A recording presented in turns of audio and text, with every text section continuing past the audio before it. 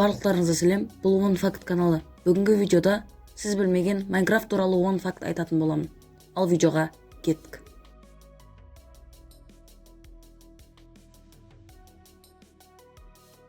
Minecraft ойыны 2009 жылы шықты, ал оны жасаған адам Маркус Перссон.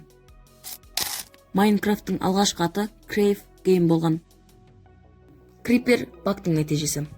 Маркус Перссон шошқаны жасау кезінде кодты қате жазып, осындай тіршілік иесі пайда болған.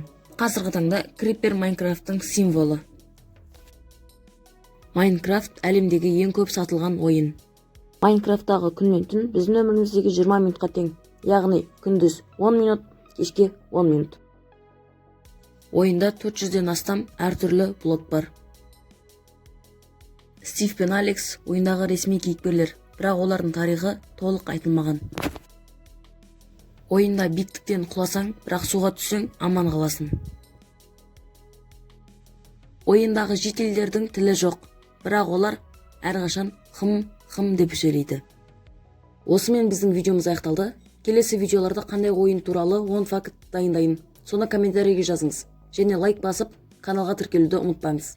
Сау болыңыз.